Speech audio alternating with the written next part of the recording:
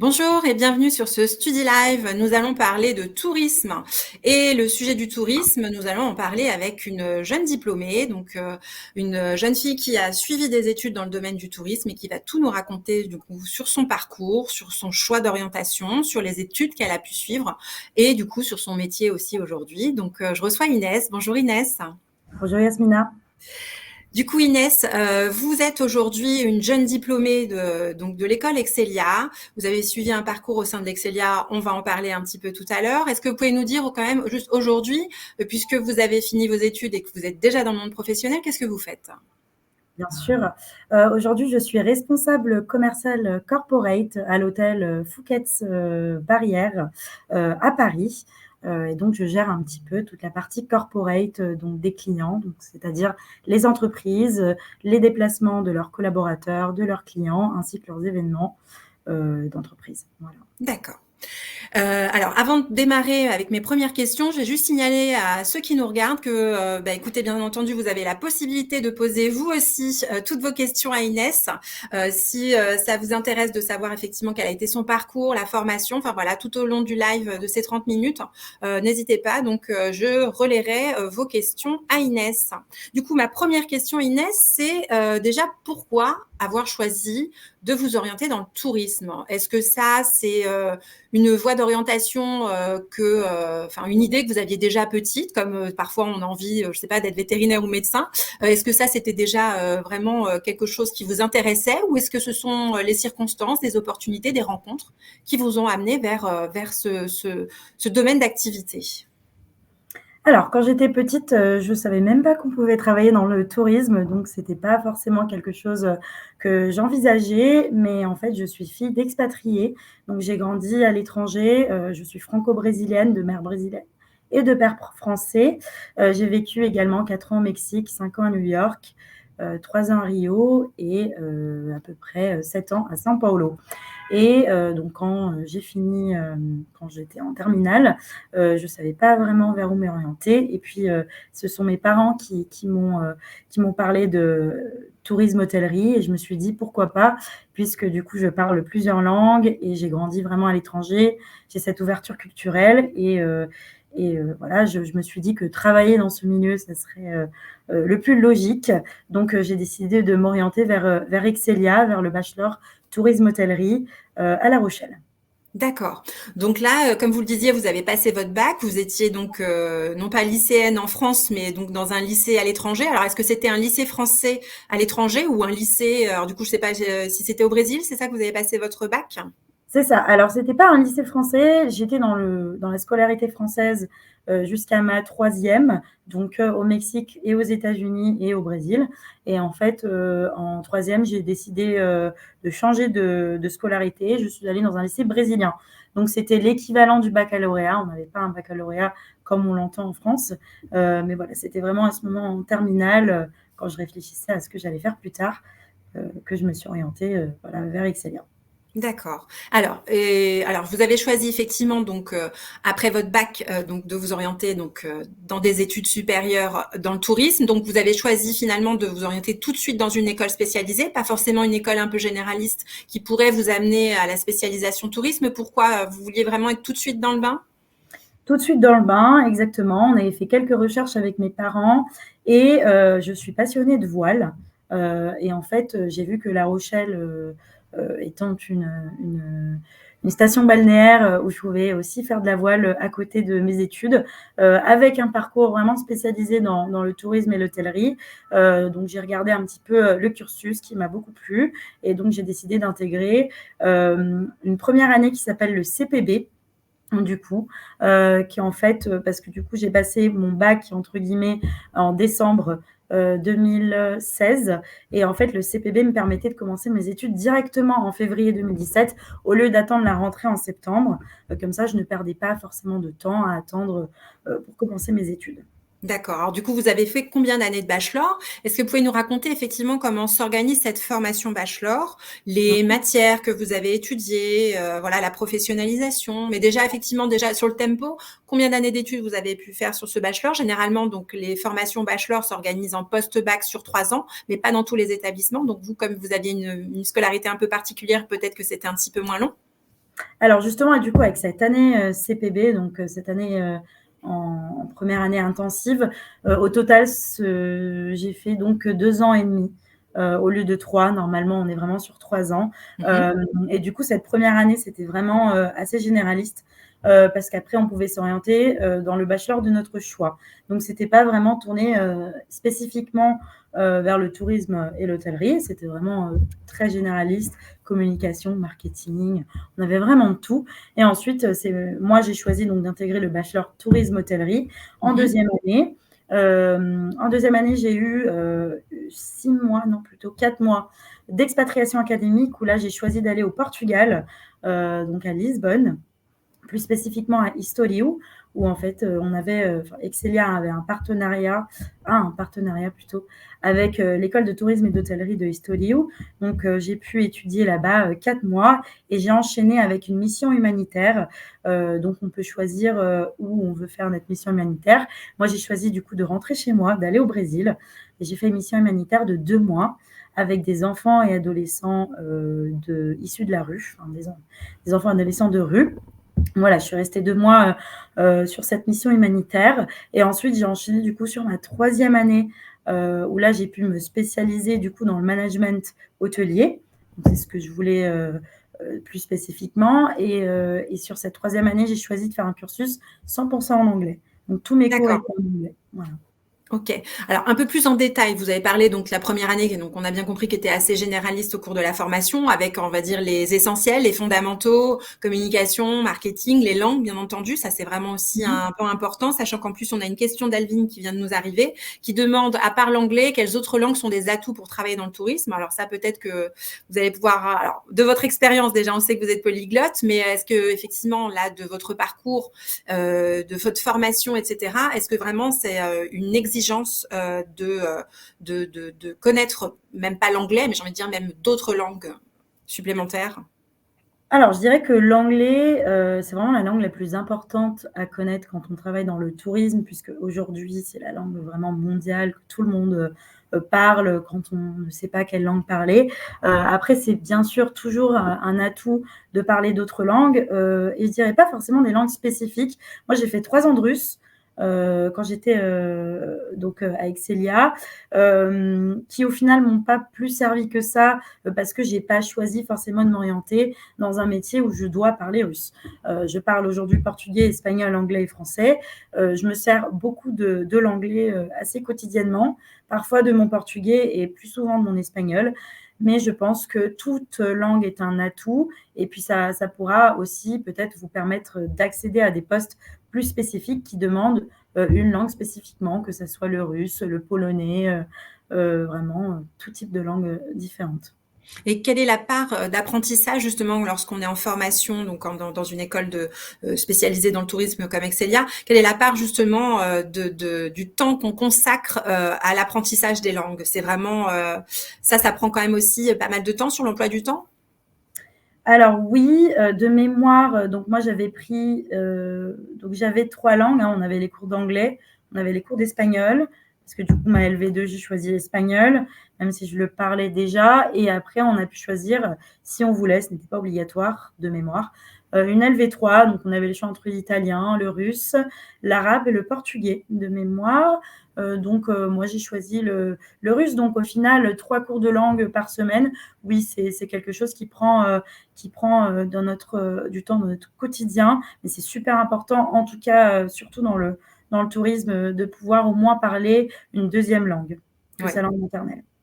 Au jour d'aujourd'hui, effectivement, dans votre job, vous êtes amené à parler plusieurs langues? Alors oui, j'utilise beaucoup l'anglais, même si aujourd'hui je suis vraiment concentrée sur le marché France. Mais forcément, on a des clients étrangers, donc je parle très souvent anglais. Et puis, si je croise des Brésiliens ou des Portugais, je parle portugais. Et puis, l'espagnol aussi de temps en temps. Mais voilà, c'est surtout l'anglais aujourd'hui que j'utilise quotidiennement. D'accord. Alors, au-delà des cours d'anglais, donc vous parliez, il y a bien entendu des cours de management, de communication. Ça aussi, c'est vraiment des disciplines qui sont, de votre point de vue, quand même assez essentielles. Au-delà d'avoir effectivement une spécialisation métier, de savoir comment fonctionnent les métiers de l'accueil, de l'hospitality, puisque vous êtes orienté vers bachelor, donc hôtellerie, tourisme. est-ce que voilà, est-ce que ça aussi, on a peut-être l'impression que c'est des disciplines un peu moins importantes, mais est-ce que c'est vraiment le cas? Alors non, je pense que toutes les disciplines qu'on apprend, moi quand j'étais étudiante, je me demandais parfois sur certains cours, est-ce qu'ils vont vraiment me servir plus tard? Et au final, quotidiennement, on se rend compte qu'on apprend tellement de choses qui nous paraissent pas très utiles au final sur le moment quand on est étudiant, mais avec le recul dans la vie professionnelle, oui. Donc j'ai eu par exemple beaucoup de cours de marketing, différents types de marketing. Bon, au final, en tant que commercial, j'utilise pas forcément beaucoup le marketing dans mon quotidien, mais en fait, ce sont des notions aussi sur le fonctionnement de son entreprise, sur comment s'applique le marketing dans l'hôtel, par exemple, ou la communication, ou voilà, j'ai eu du droit du tourisme, du droit des affaires. J'ai eu vraiment plein de différents cours au final qui Oui. me servent quotidiennement. D'accord. Alors, sur la partie professionnalisation, vous l'avez évoqué, vous avez eu l'occasion justement de faire un stage plus une mission humanitaire. Est-ce que vous pouvez nous en dire un peu plus justement? À quel moment on commence à se professionnaliser? Déjà en première année du bachelor de votre formation, vous avez pu effectuer un stage. Il y en a obligatoirement tous les ans. Comment ça se passe?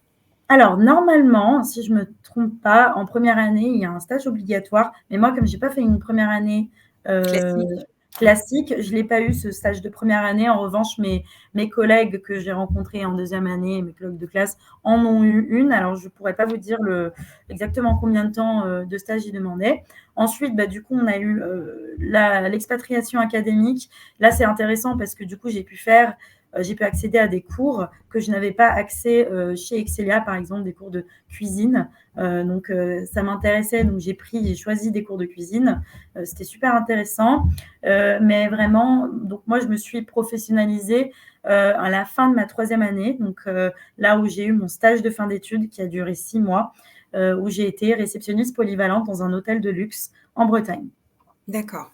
Et est-ce que vous avez eu l'occasion, donc au-delà de la mission humanitaire, d'effectuer des stages aussi à l'étranger, à l'international, sachant qu'on a une question aussi de Camille qui nous demande est-ce que le fait de faire ses études justement à l'international, c'est un avantage pour ce secteur? Je pense que c'est toujours un avantage déjà du point de vue ouverture culturelle, donc connaître d'autres cultures, connaître d'autres pays, comment ils fonctionnent, comment ils réfléchissent. Et puis c'est toujours bien, surtout quand on travaille dans ce secteur, d'avoir vu un peu de tout. Et puis là, ça me revient, mes collègues de classe avaient fait un stage à l'étranger en première année. Mhm. Voilà. D'accord. Donc Donc il y a moi, toujours j'ai pas cette pu faire, possibilité. voilà, il y a toujours cette possibilité. Il me semble que c'est dans le cursus du bachelor classique, le stage de première année est à l'étranger. D'accord. Et sur la partie vraiment beaucoup plus, j'ai envie de dire tourisme, par rapport à vos études, qu'est-ce que vous avez pu apprendre plus concrètement? Donc au-delà du stage, bien entendu, les cours qui étaient dispensés, donc ça touche à la fois à plusieurs disciplines, mais il y a pas vous n'avez pas, à l'emploi du temps, effectivement, cours de tourisme, on est bien d'accord? Donc Voilà. c'est des disciplines qui s'appliquent au domaine du tourisme parce que finalement, il y a plein de métiers dans le domaine touristique. Le vôtre, on va en parler un petit peu après, bien entendu, puisque vous êtes commercial dans le domaine du tourisme. Mais finalement, voilà, quels sont en fait peut-être les cours qui vous ont le plus plu parce que vous sentiez que c'était beaucoup plus concret, que vous touchiez effectivement oui, un peu plus de concret, que vous pensiez voilà que vous alliez à ce moment-là vraiment apprendre le métier. Je dirais les cours de marketing m'ont été très utiles. On avait souvent des travaux de groupe, où on devait, par exemple, monter une entreprise et faire du marketing, pour promouvoir cette entreprise. J'ai eu aussi un cours d'entrepreneuriat où en fin d'études, j'ai dû monter ma propre entreprise, monter un business plan, de A à Z toute seule avec une idée un peu différente. Vraiment, le but, c'était, monter une entreprise avec une idée, qui n'existait pas, dans le domaine du tourisme. Donc moi, j'avais monté à l'époque un bar à huîtres en Bretagne. Donc forcément, ça existe des bars à huîtres, mais du coup, je l'ai un petit peu adapté à ma sauce et à un endroit où il n'y en avait pas. Donc il y a vraiment plein de cours différents. Je veux dire aussi les cours de MICE, c'est-à-dire Meetings, Incentives, Corporations and Events, où c'est vraiment tous les cours sur l'événementiel, où on voyait des cas pratiques de comment se passaient les événements, comment monter un événement de A à Z, toute l'organisation, l'avant, le durant, l'après. Donc vraiment, je dirais que tous mes cours m'ont été utiles, même celui de comptabilité, du coup.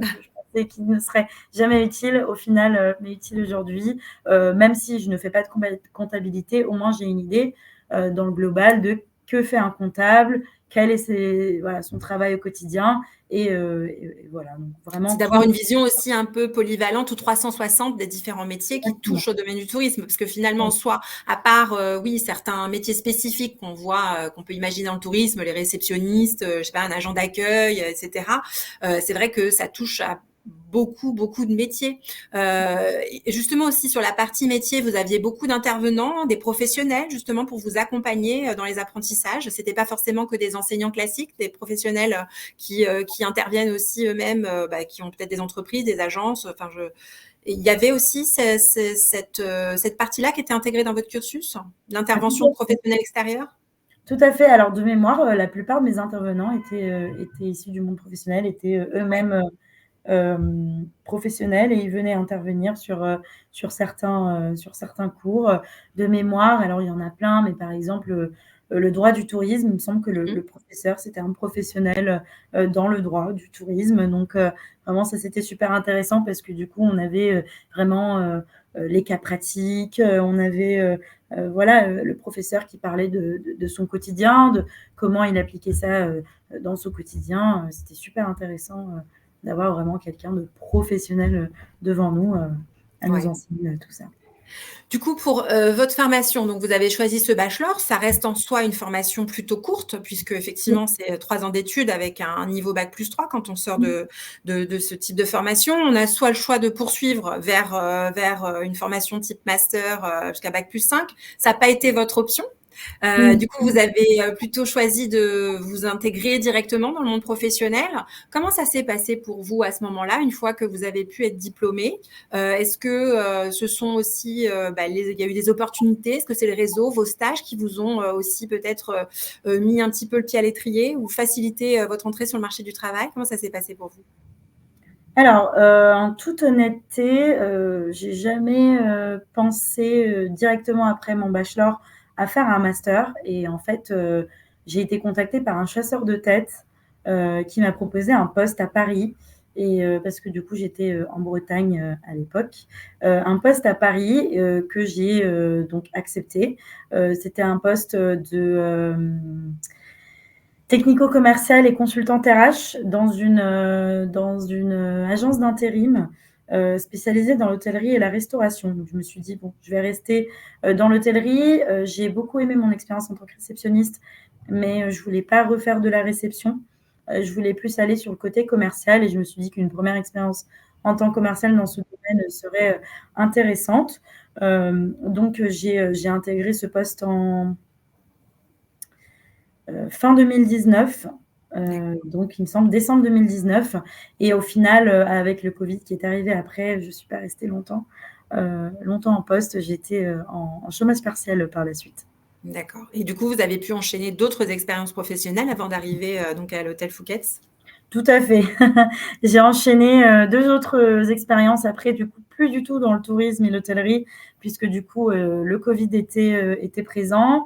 Donc, j'ai fait un petit peu de ressources humaines, de recrutement. C'était pas du tout, c'était pas forcément ce qui me plaisait le plus, mais je voulais travailler. Et donc, j'ai fait 2 postes voilà, en tant que dans les ressources humaines. D'accord. Et au final, avec du bouche à oreille, j'ai mon ancien patron qui m'a appelé pour me recruter pour un poste qui était ouvert, qui était responsable commercial pour plusieurs hôtels sur Paris. D'accord. Donc, c'est là où je suis revenue dans le monde de l'hôtellerie. Je suis restée 2 ans à ce poste. Donc, au début, je gérais 8 hôtels sur Paris. Et au final, on a affiné sur 3 hôtels à Paris et 2 hôtels à Lille, des hôtels principalement du groupe Accor.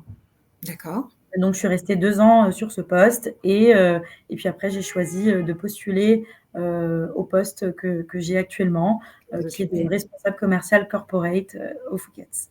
Alors, ça consiste en quoi? Parce que responsable commercial, on imagine bien effectivement que donc vous êtes en relation avec des clients, mais alors, quels sont les clients finaux? Est-ce qu'on s'imagine alors, est-ce que c'est vraiment les usagers, enfin les gens qui viennent au sein de l'hôtel ou est-ce que c'est plutôt des partenaires, entreprises et cetera? Comment ça se passe pour vous là, au jour d'aujourd'hui? Est-ce que vous pouvez nous décrire un petit peu, en quoi consiste votre métier et votre quotidien? Qu'est-ce que vous faites plus précisément? Alors donc moi, mes clients sont des entreprises, parce que du coup, le mot corporate, donc signifie, le monde de corporate, donc tous mes clients viennent d'entreprises et moi, je, peux faire plusieurs choses avec eux. Je peux travailler de plusieurs façons. Je peux, par exemple, faire un contrat à l'année avec des tarifs préférentiels, si, ils ont des besoins, conséquents et récurrents pour héberger alors des clients ou des collaborateurs ou des partenaires sur Paris. Donc là, on peut faire ce qu'on appelle des contrats corporate avec des prix préférentiels. Ensuite, peut-être qu'ils ont besoin d'organiser un dîner professionnel, une réunion, un séminaire, vraiment tout type d'événement. C'est moi également qui vais les contacter, qui va leur présenter mon hôtel et voir comment je peux travailler avec eux, identifier leurs besoins. Je fais beaucoup de visites aussi de l'établissement. Je fais des visites des chambres, du spa, des salles de réunion, des restaurants, vraiment des visites globales. Et puis ensuite, on étudie quels sont leurs besoins et comment on peut travailler ensemble. D'accord. Qu'est-ce qui vous plaît? Puisque vous avez choisi l'orientation commerciale dans le tourisme. Qu'est-ce qui vous plaît le plus justement dans ce métier? Pourquoi pas le marketing par exemple ou encore d'autres métiers? Vous disiez tout à l'heure réceptionniste, c'est pas forcément ce qui m'intéressait justement. Alors, qu'est-ce qui vous a attiré plutôt sur la partie commerciale? Alors moi, ce qui m'attire, c'est le contact client. Bon, c'est vrai qu'on l'a également en réception, mais en fait, lors de mon stage en réception, je me suis rendu compte que j'avais une petite fibre commerciale qui me donnait en fait de plus en plus envie de vendre, de vendre, de vendre. Donc, je vendais des produits à la réception parce qu'on travaillait avec le Spanux. Donc, je vendais des produits Nux à la réception. Je vendais aussi ce qu'on appelle des upsells. Donc, c'est en fait lorsque le client arrive en réception, on lui propose une chambre d'une plus belle gamme pour un tarif supérieur, donc pour un supplément. Et donc, en fait, je me suis rendu compte que vendre me plaisait beaucoup. Et c'est pour ça que j'ai vraiment choisi commercial, parce que j'avais envie de vendre tout en ayant ce contact client, de se challenger à fond tout le temps. C'est vraiment ça qui me plaît dans ce métier. Et puis, je trouve que les journées ne se ressemblent pas. On a tout type de clients devant nous. On fait des rencontres super intéressantes. Et puis surtout, aujourd'hui, c'est de travailler pour une belle maison comme le Fouquet's. C'est vraiment un très bel hôtel, une très belle âme, une super équipe et de très très beaux produits voilà, à vendre. Donc, je prends vraiment plaisir à vendre tout ça à mes clients.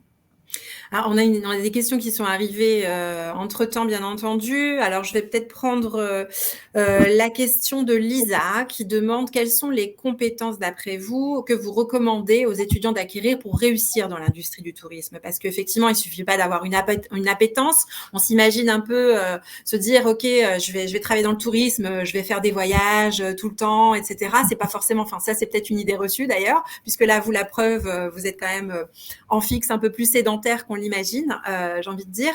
Est-ce qu'il y a quand même aussi peut-être voilà, certaines compétences qui restent essentielles à avoir? Vous le disiez tout à l'heure, donc il y a le contact client, il y a aussi la partie donc linguistique où il faut quand même aussi pouvoir s'exprimer en plusieurs langues en fonction du touriste qu'on a devant nous éventuellement. Mais au-delà de ça, est-ce qu'il y a peut-être aussi d'autres compétences qui vous semblent essentielles vraiment dans ce secteur? Je ne sais pas si on peut appeler ça des compétences, mais je trouve que l'ouverture d'esprit est très importante. L'ouverture d'esprit en général l'ouverture d'esprit envers votre client, envers votre collègue, envers voilà, l'interlocuteur que vous avez en face de vous. Je pense que ça fait toute la différence. Et puis, pas avoir peur de communiquer, d'être ouvert à la discussion. C'est vrai que c'est un métier où il ne faut pas voilà, avoir peur de discuter parce que du coup, en back-office comme en front-office, on est toujours voilà, en discussion et en contact avec les gens, que ce soit des clients, que ce soit des collègues. Je trouve que c'est très très important d'avoir voilà, cette envie aussi de faire plaisir à son client dans tous les sens du terme, que ce soit en lui donnant sa clé de chambre ou en lui servant son plat au restaurant ou en l'accompagnant vers sa chambre ou en lui faisant signer un contrat. Vraiment, c'est l'amour du client qui est très important, l'amour pour ce secteur, l'amour pour, voilà, pour son client, je dirais principalement. C'est effectivement l'identité même des métiers de service, en fait. Voilà. Ouais. Proposer un service et on a envie effectivement que le client en soit satisfait. Donc, il faut avoir Ouais. cette appétence-là, ce goût-là de transmettre quelque chose pour voilà, faire plaisir en fait aux usagers derrière. On a une question alors on s'éloigne un petit peu, mais qui est importante aussi puisqu'on a parlé de votre formation à vous spécifiquement, Inès, de la formation bachelor. Mais il y a quand même Camille qui nous demande est-ce que l'on peut entrer dans ce secteur directement après le bac? Alors, j'ai envie de dire oui, puisque ça a été votre cas, bien entendu, pour répondre à Camille. Après, il y a aussi, on a parlé du bachelor que Inès a fait au sein d'Excelia, mais il y a d'autres formations. On n'est pas forcément obligé d'intégrer tout de suite une école spécialisée, à moins que vous soyez sûr de votre choix d'orientation. Et dans ce cas-là, je pense que c'est peut-être préférable de rentrer dans le vif du sujet avec un établissement, une formation dédiée. Mais vous avez aussi, au-delà des écoles spécialisées, vous avez aussi d'autres diplômes qui peuvent être accessibles. Je pense notamment au BTS Tourisme, qui est aussi un diplôme essentiel dans le milieu donc dans ce domaine-là. Donc ça aussi, ça peut être une piste d'orientation après votre bac. Donc un BTS qui reste comme le bachelor, une formation assez courte puisqu'elle se prépare en 2 ans en post-bac avec la possibilité, bien entendu, de faire des stages si vous le faites de manière classique ou en alternance selon les établissements. Donc ça, c'est à vous de vous renseigner, de candidater donc soit au sein de lycées publics via Parcoursup ou d'autres établissements, qu'ils soient lycées privés ou des écoles d'ailleurs spécialisées, écoles d'entourisme ou écoles probablement, je sais pas, de commerce management qui peuvent proposer aussi, pourquoi pas, de ce type de formation BTS. Voilà, c'était pour répondre et faire une petite parenthèse pour pouvoir répondre à Camille qui s'interrogeait là-dessus. Inès, il nous reste que quelques minutes. Oui, bien sûr, vous pouvez compléter. Je vous rajouter que je connais plein de personnes qui travaillent dans le milieu du tourisme et de l'hôtellerie qui n'ont pas du tout fait de formation dans le tourisme et l'hôtellerie, qui viennent parfois d'un milieu complètement différent. Donc, c'est pas forcément, je ne pourrais jamais travailler dans le tourisme si je n'ai pas fait de bachelor ou de BTS tourisme. Forcément, c'est plus facile d'accéder dès la sortie de ses études à des postes comme les miens ou comme d'autres dans ce secteur. Mais c'est pas non plus obligatoire. C'est un métier, enfin, en tout cas, un secteur qui est ouvert, je pense, à tout le monde. Ouais. Bah, écoutez, on va peut-être un petit peu conclure là-dessus. Peut-être un dernier mot, un dernier petit conseil que vous pourriez apporter donc aux étudiants qui veulent s'orienter dans le tourisme. Un dernier petit conseil, je veux dire, si vous avez envie, foncez, travaillez, vraiment soyez à fond et ayez la pêche, ayez l'envie, voilà, de réussir. Et puis quand vous avez envie, les choses se passent très bien. Il faut pas appréhender le monde professionnel. Moi, je l'appréhendais beaucoup. Et au final, voilà, c'est super. C'est juste vraiment ayez envie et puis faites ce qui vous rend heureux. Du coup, on va conclure sur ces mots. Merci beaucoup, Inès. Il y avait une petite question de Soumaya, qui vient d'arriver, qui demandait, alors juste avant de couper le live, qu'on clore effectivement ce live, une petite question de Soumaya. Quelles sont les perspectives d'emploi dans ce secteur? Je pense qu'effectivement, vous avez évoqué de tout à l'heure les difficultés qu'ont pu rencontrer les professionnels du tourisme dans la période Covid. Là, on en est complètement sorti. Ça va mieux et il y a toujours des opportunités professionnelles de bons débouchés, en tout cas dans ce secteur-là. Vous n'avez pas eu de difficultés, du moins à votre époque, enfin même si ça fait pas longtemps, bien entendu, vous êtes quand même jeune diplômé, je le rappelle, voilà, de trouver un emploi à la sortie, quoi. Non, pas du tout. Vraiment, justement, je pense que beaucoup de recruteurs cherchent des jeunes diplômés. Et puis, savoir que dans un hôtel, vous avez, par exemple, comme le Phuket, vous avez tellement de métiers différents au sein de l'hôtel. Vous avez les finances, le marketing, la communication, les commerciaux, on a voilà, les cuisines, le restaurant, les banquiers, on a vraiment les comptables, on a l'économa, on a vraiment tellement on a les ressources humaines aussi. Hein, on a tellement de différents postes qui sont accessibles à tous, voilà, vous pouvez voir que dans un site, vous pouvez aller dans les sites d'hôtels et puis vous pouvez voir qu'il y a tellement d'offres différentes, de plusieurs types d'emplois différents. Donc vraiment, non, c'est un milieu qui est en forte croissance et puis toujours en recherche de personnes passionnées du métier. Ok. Ben, merci beaucoup Inès en tout cas pour votre témoignage. On rappelle que si vous avez besoin de retrouver des informations sur les formations, les cursus possibles dans le domaine du tourisme, il y a toujours studirama.com bien entendu. Écoutez, on vous laisse sur ces mots. Merci encore Inès pour votre témoignage et quant à moi, je vous retrouve sur un prochain Studi Live. Merci beaucoup Yasmina.